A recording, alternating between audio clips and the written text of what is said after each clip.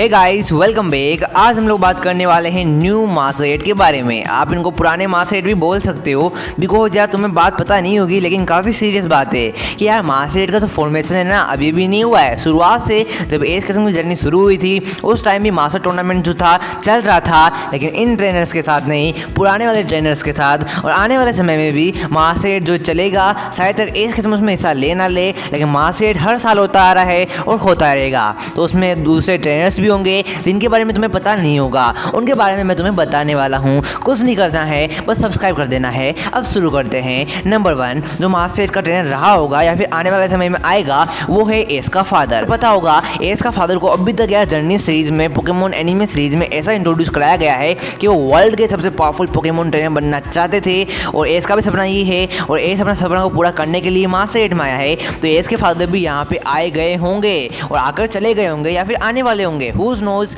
ऐसा हो सकता है। तो मुझे कहीं ना कहीं लगता है, दिल से फीलिंग है कि मास्टर 8 में एज के फादर पक्का रहा होगा। फिर बात करते हैं नंबर 2 के बारे में। कहीं ना कहीं मुझे ये लगता है कि रेड भी यहाँ पे मौजूद है। तुम्हें पता होगा आईजूजी मूवी में हमने एक इंसान को देखा था एंडिंग में, उसकी कैप जो थी रेड के सिमिलर थी और वो वही रेड था लेकिन थोड़ा ओल्ड वाला, यानी कि जब वो जवान था, यंग था, तब उसने मास्टर 8 में हिस्सा लिया होगा। अगर आईजूजी मूवी में वो था तो हमारी मेन टाइमलाइन में भी वो पक्का होगा और मास्टर 8 में उसने पक्का हिस्सा लिया होगा। सो डेफिनेटली काफी अच्छा ऑप्शन होगा रेड को एनिमे सीरीज में इंट्रोड्यूस कराने का। फिर बात करते हैं नंबर 3 के बारे में और वो हो सकता है वेलेस। वेलेस भी होविन का चैंपियन है। अब तो स्टीवन आ चुका है, दैट्स व्हाई वेलेस जो है बाहर हो चुका है होविन पोकेमोन लीग से और मास्टर 8 से। डेफिनेटली वेलेस भी एक समय पर मास्टर 8 का पक्का हिस्सा रहा होगा।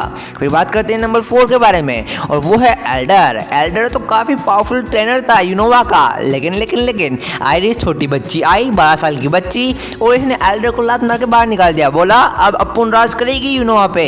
और इस प्रकार से एल्डर जो है वो भी मास्टर 8 में एक प्रकार से रहा होगा बिकॉज चैंपियन है और जितने भी चैंपियन है वो एक ना एक बार मास्टर 8 में जरूर से जाते हैं अपनी इज्जत को बचाने के लिए, ताकि लोगों को पता चले अच्छा इस रीजन का चैंपियन ये है। फिर नंबर 5 पे आता है टोबायस। इस बंदे का तो प्लेन ही यही था कि यार दुनिया का सबसे पावरफुल ट्रेनर बनना और यार कुछ ऐसा काम करना, अपने आप को प्रूव करना कि मैं सबसे पावरफुल हूँ, खुद को टेस्ट करना। तो खुद को टेस्ट करने के लिए ये मास्टर 8 में गया होगा आने वाले समय में या फिर जाने वाला होगा टोबायस। इसके पास लेजेंडरी पोकेमोन भी है, लेकिन इस बार जिसने पार्टिसिपेट नहीं किया बिकॉज इसको भी पोल की तरह फेस्टिवल्स पसंद नहीं होंगे। डेफिनेटली टोबायस भी पक्का यहाँ पे आया होगा। फिर बात करते हैं नंबर 6 के बारे में और ये है पोल नहीं, पोल का भाई रेजी। जो भी ये बंदा है इसने भी इसकी तरह बहुत सारे बेजेस को कलेक्ट किया है लेकिन ब्रेंडन से हार गया था। तो डेफिनेटली इस बंदे ने अपने आप को प्रूव करने के लिए मास्टर 8 में हिस्सा लिया होगा। देखो जो एस करता है वो पोल का भाई भी करता है, दोनों के गोल्स जो है लगभग सिमिलर है। तो यार पुराने समय में रेजी भी हिस्सा रहा होगा मास्टर 8 का। फिर बात करते हैं रेजी से हमारा अगला बंदा आता है जिसने रेजी को हराया हुआ है। मैं बात कर रहा हूँ ब्रेंडन के बारे में। नंबर 7 ब्रेंडन जो है बैटल फ्रंटियर का मेंबर है, एक तरीके से चैंपियन है बैटल फ्रंटियर का।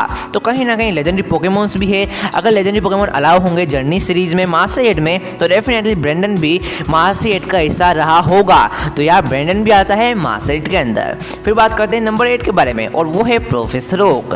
प्रोफेसर ओक जो आपको पता नहीं होगा, मांगा में, गेम्स में वो चैंपियन रह चुके हैं। तो एनिमे सीरीज में भी पुराने समय में जब वो यंग थे चैंपियन रहे होंगे और मास्टर 8 में उन्होंने भी हिस्सा लिया होगा। क्या पता जीते भी हो, दैट्स व्हाई तो वो इतने ज़्यादा पॉपुलर है। तो ये तो हो गए ओरिजिनल मास्टर 8 पुराने वाले।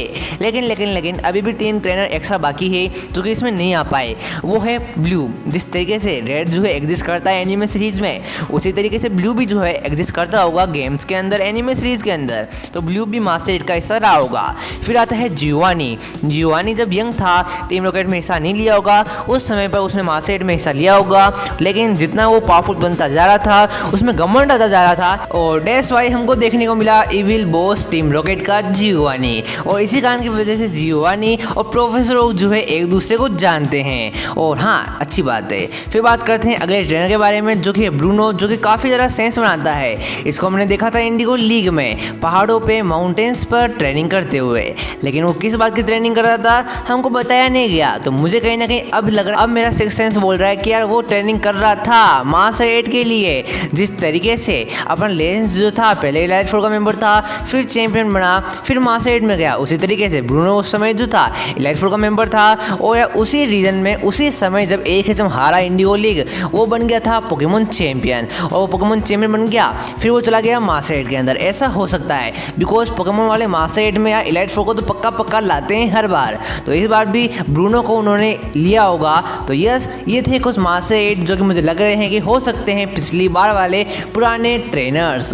तुमको क्या लग रहा है कि पुराने मास्टर 8 के अंदर कौन कौन रहा होगा, बताओ कमेंट बॉक्स में, क्विज का आंसर दो एंड बाय बाय।